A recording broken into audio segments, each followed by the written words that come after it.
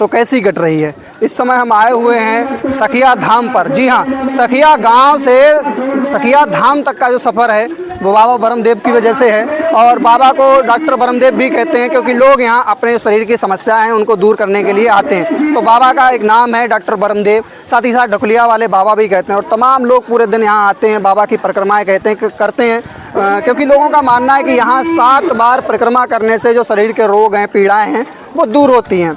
क्या है सच्चाई, अंधविश्वास है या है पाखंड, या लोगों की आस्था है या भक्ति, सच है या झूठ, पता करेंगे इस वीडियो में, बताएंगे आपको। और साथ ही साथ कुछ लोग मुझसे भी कहते हैं कि भाई क्यों एजुकेशन के मुंह पे तमाचा जड़ रहा है, हॉस्पिटल क्या बंद हो जाने चाहिए। तो सारी बातों का जवाब आपको इस वीडियो में मिलने वाला है। और लोकेशन की बात करें तो लोकेशन भी हम आपको इस वीडियो में बताएंगे, और जो भी जानकारी यहाँ से संबंधित है सारी जानकारी इस वीडियो में आपको बताएंगे। तो बने रहिए हमारे साथ और देखते रहिए। आइए बढ़ते हैं आगे, और आपको एक कहानी भी बहुत अच्छी सुनाऊंगा, उससे आपको बिल्कुल क्लियर हो जाएगा कि क्या ये देवस्थान सच है या झूठ। और वैसे भी हमारे हिंदू धर्म में जो पीपल का वृक्ष है उसको पूजनीय माना जाता है। तो आइए चलिए देखते हैं, चलते रहो। तो मैं एक कहानी की बात कर रहा था, मैं अभी उसी कतार में शामिल हो गया हूँ जिस कतार में लोग शामिल होकर अपने पूर्ण मन से, सच्ची श्रद्धा भक्ति भाव से आने दो, लोगों को कोई दिक्कत नहीं है, श्रद्धा भाव से बाबा के परिक्रमा कर रहे हैं ताकि उनके जो रोग हैं वो दूर हो जाएं। मैं आपको एक बात बताता हूँ, जैसा कि कुछ लोग मुझसे कह रहे हैं कि भाई ऐसा तो हॉस्पिटल बंद हो जाएंगे, क्या ज़रूरत है हॉस्पिटल्स की, और भाई तू पढ़ा लिखा होकर क्यों ऐसी अंधविश्वास वाली बातें फैलाता है। मैं आपको बताता हूँ, जब सुग्रीव और बाली की लड़ाई होती थी तो शाम को बाली सुग्रीव को बहुत मारता था। उसके बाद शाम को जब सुग्रीव अपने वापस आता था शिविर में तो उसके सेवक थे उसके शरीर पर लेप लगाते थे, और लेप लगाने पर सुग्रीव तमाम तरह की जो भाई जब पीड़ा होगी किसी को तो कराएगा है। तो ठीक वैसे ही जब वो अपने ऐसे करता था उसके बाद में थोड़ी देर बाद जब उसके लेप लग जाता था उसके बाद में भगवान श्री राम आते थे और उसके ऊपर हाथ रखते थे और कहते थे सुग्रीव क्या हालचाल है। तो कहता था प्रभु अभी तक तो बहुत पीड़ा थी लेकिन अब कोई पीड़ा नहीं है। तो एक मिनट तो जो मैं बता रहा था सुग्रीव वाली स्टोरी, तो वहाँ से हमें क्या सीख मिलती है। सुग्रीव कहता था राम जी के हाथ रखने के बाद कि अब हमें कोई पीड़ा नहीं है। भाई दोस्त, अगर तुम्हें कोई समस्या है, पीड़ा है, दवा लगेगी पहले, उसके बाद में लगेगी दुआ। तो ये सब क्यों होता है, यहाँ सब धाम पे आने से होता क्या, आदमी का जो माइंड सेट है वो पॉजिटिव वे में चला जाता है कि अब तो मैंने दवाई भी खा ली है, धाम पे भी हो आया हूँ, एक पॉजिटिव एनर्जी ले आया हूँ, तो अब मैं पक्का ठीक हो जाऊँगा।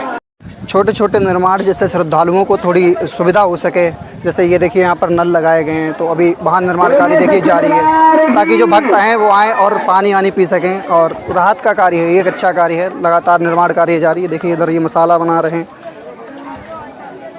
और लोकेशन की बात करें तो मैं आपको बता दूं कि जो हमारा बीसलपुर है वहाँ से यहाँ तक जो मेन रोड है 5.5 किलोमीटर डिस्टेंस है पीलीभीत मार्ग से यहाँ तक की। मुख्य रूप से इस मार्ग को रामलीला मार्ग भी कहते हैं। और इधर का गांव है गजरौला, इधर है सखिया, ठीक मध्य में एक पुल पड़ता है, पुल के पास से भी यहाँ बाबा के धाम है, वहाँ तक जा सकते हैं। साथ ही साथ ग्राम सखिया से भी जो एक रास्ता है वो गया हुआ है, ये थोड़ा पगडंडियों वाला रास्ता है। जो सखिया गांव से मुख्य रास्ता गया है वो बहुत अच्छा रास्ता है, लेकिन लोग सुविधा के लिए इसी को उपयोग कर रहे हैं क्योंकि इससे डिस्टेंस है वो थोड़ी कम पड़ती है।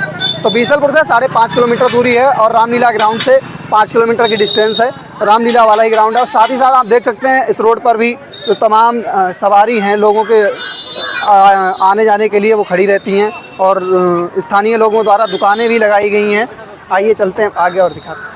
तो मैंने लास्ट वीडियो में बताया था कि यहाँ पर जो पूजा पाठ से संबंधित सामग्री है, सूक्ष्म जलपान से संबंधित चीज़ें हैं वो मिल जाती हैं। तो आप इधर देख सकते हैं पूरा एक मेला बन रहा है, धीरे धीरे लोकप्रियता बढ़ रही है बाबा की, और धीरे धीरे यहाँ पर मेला भी बनता जा रहा है। तमाम लोगों ने प्रसाद, खिलौने इत्यादि की दुकानें लगा रखी हैं।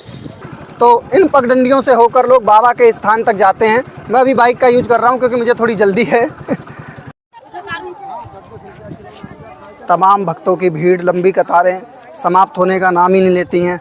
मैंने खुद 1-2 बार आकर देखा, उसके बाद ही वीडियो बनाना शुरू किया है। और अभी जो रास्ते की व्यवस्था है वो जल्दी यहाँ कर दी जाएगी। इधर पास में नदी है और यहाँ मैं नदी के करीब चल रहा हूँ, और कहीं कहीं पर तो रास्ता बिल्कुल नदी से सट कर निकल रहा है, लेकिन जो दूसरा रास्ता वो बहुत सेफ़ है, बहुत अच्छा रास्ता है।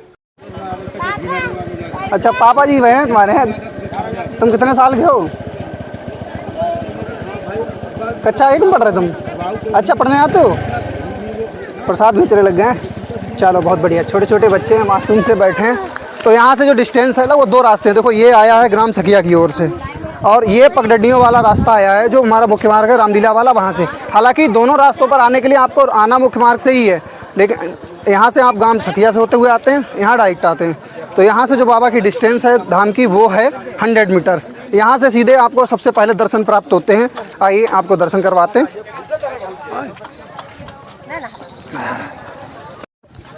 यहाँ से आप देख सकते हैं मेरे पीछे कितना बड़ा जन सैलाब है। असल में मैं आपको बताता हूँ, सोमवार को सबसे ज़्यादा भीड़ होती है यहाँ पर, और दिनों थोड़े भीड़ कम रहती है, लेकिन दोपहर 2 बजे तक भीड़ ऐसी ही चलती रहती है और दोपहर में हो जाती है थोड़ी भीड़ कम और शाम को पुनः भीड़ बढ़ जाती है। तो अभी यहाँ से आप देख रहे हैं बहुत सारे भक्त हैं जो बाबा के परिक्रमा कर रहे हैं। जगह जगह पर प्रसाद की दुकानें हैं और जो कमेटी द्वारा सेवादार यहाँ नियुक्त किए गए हैं वे इस बात का ध्यान रखते हैं कि किसी भी जो श्रद्धालु है भक्तगण हैं उनसे ओवर रेटिंग ना हो पाए। तो कहीं ना कहीं वो अक्सर पूछ लेते हैं भक्तों से कि आपने कहाँ से प्रसाद खरीदा, कितने रुपए में दिया। तो इस तरीके की चीज़ों से क्या होता है, किसी भी धाम की जो छवि होती है वो अच्छी बनती है। वीवीआईपी दर्शन जैसी कोई व्यवस्था नहीं है, परिक्रमा की कोई व्यवस्था नहीं है, ये भी बहुत अच्छी बात है। सभी समानता से हैं यहाँ पर। लास्ट वीडियो में भी मैंने बोला था कि जो श्रद्धालु वहाँ प्रसाद चढ़ाते हैं उनको पात्रों में इकट्ठा किया जाता है, उसके पश्चात वो प्रसाद यहाँ आता है और यहाँ से पुनः भक्तों में वितरित कर दिया जाता है। ठीक,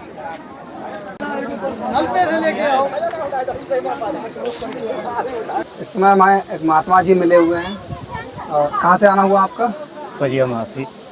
पलिया। अच्छा, धाम के बारे में कैसे पता चला था? वीडियो में देखा। वीडियो में देखकर आ गए। तो महात्मा जी आप दर्शन प्राप्त करने के लिए पलिया से यहाँ पधारे? हाँ।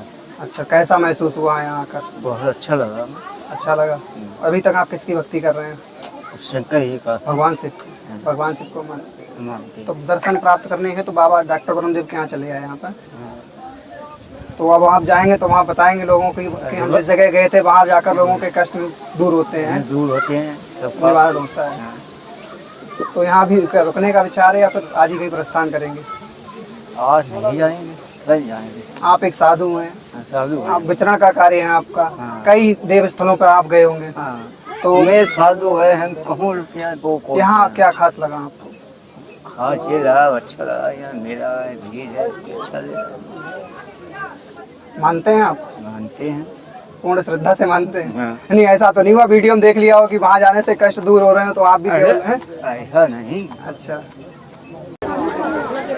तो इस समय आप यहाँ देख रहे हैं तमाम धूप बत्ती का धुआं वो उठ रहा है, क्योंकि जो श्रद्धालु हैं भक्तगण हैं वे अपनी आस्था अनुसार यहाँ पर धूप बत्ती प्रसाद इत्यादि का जो चढ़ावा चढ़ाते हैं। मुख्य रूप से बाबा को कनेल के पीले फूल बहुत पसंद है, क्योंकि इसी वृक्ष में एक कनेल का वृक्ष भी है और वो बाबा पर अपने फूल बरसाता रहता है। मैं आपको बता दूं, एक स्टोरी मैं और सुनाता हूं, उससे आप अंदाज़ा लगाइएगा कि क्या यहाँ की सच्चाई है या फिर क्या कैसा है। बताता हूं दूसरी स्टोरी, मेरी बात से आप सहमत हो तो बताइएगा। देखो, मैं अपने तरफ से कुछ नहीं बोल रहा हूँ, जहाँ लोग आते हैं उनके विचार हैं मैं वही बताता हूँ, वही आपके सामने व्यक्त करता हूँ। एक स्टोरी मैं और सुनाता हूँ।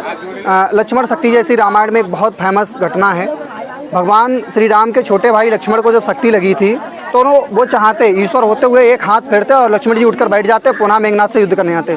लेकिन वहाँ पर सबसे पहले लंका से एक वैद्य बुलाया जाता है। वो वैद्य वहाँ पर आकर बताता है कि इस रोग के लिए, इस कष्ट के लिए ये दवाई लगेगी। उसके बाद हनुमान जी उस दवाई को लेने जाते हैं, वो दवाई लाई जाती है और लक्ष्मण जी को पिलाई जाती है और पुनः लक्ष्मण जी उठकर खड़े हो जाते हैं। लेकिन अब अगर इस चीज़ को आस्था से जोड़ें तो जब राम जी आते हैं तो उनके मन में राम राम राम नाम का भाव होता है, अर्थात वहाँ कहीं ना कहीं आपकी दवा के साथ ईश्वर का नाम जरूर लगेगा, दुआ की जरूरत पड़ेगी, तभी आपके जो रोग हैं, वो कष्ट हैं, उनका निवारण होगा। मैंने पहले भी बोल चुका हूँ कि जो व्यक्ति का माइंड सेट है वो ऐसे स्थानों पर आकर पॉजिटिव हो जाता है। कहता हूँ ना, मैंने कई बार कहा, लास्ट वीडियो में कहा है कि अगर हम किसी धाम पर जाते हैं वो तो अलग चीज़, अगर हम सच्ची श्रद्धा से अपने घर भी चले जाएं और भगवान के सामने प्रार्थना करें तब भी हमारे कष्ट दूर हो जाते हैं। लेकिन ये तो फिर भी भगवान का घर है, तो यहाँ क्यों नहीं होंगे। तो यहाँ आप देख सकते हैं तमाम आस्था और भक्ति में डूबे हुए भक्तों को जो अपने कष्टों के लिए, निवारण के लिए भगवान के सामने प्रार्थना कर रहे हैं। मैंने पहले भी बोला था इंस्टाग्राम वाली वीडियो में कि जहाँ जाकर मिट जाते हैं तेरे सारे दुख, कष्ट, पीड़ाएं और फरेब, और बाबा को कहते हैं डॉक्टर ब्रह्मदेव। तो डॉक्टर ब्रह्मदेव के बारे में मैंने पहले भी बताया था कि जो धाम है वो दो नदियों के संगम पर है। जी हाँ, संगम यहाँ से जो नदियों का है वो 500 मीटर की दूरी पर है। एक नदी ठीक इधर गई हुई, ये माला नदी है, और उधर से एक नदी आई हुई कटना नदी। तो 500 मीटर की जो डिस्टेंस है वहाँ पर दोनों नदियों का संगम होता है। और उस तरफ का जो गाँव है वो गजरौला है, इस तरफ का गाँव है वो सखिया है। तो सखिया गाँव सखिया धाम के नाम से जाना जाता है। मुख्य रूप से जो बाबा हैं वो नदी के इस तरफ से हैं, इस तरफ हैं सखिया गाँव की ओर, तो इसीलिए सखिया गाँव में बाबा का धाम है वो आता है।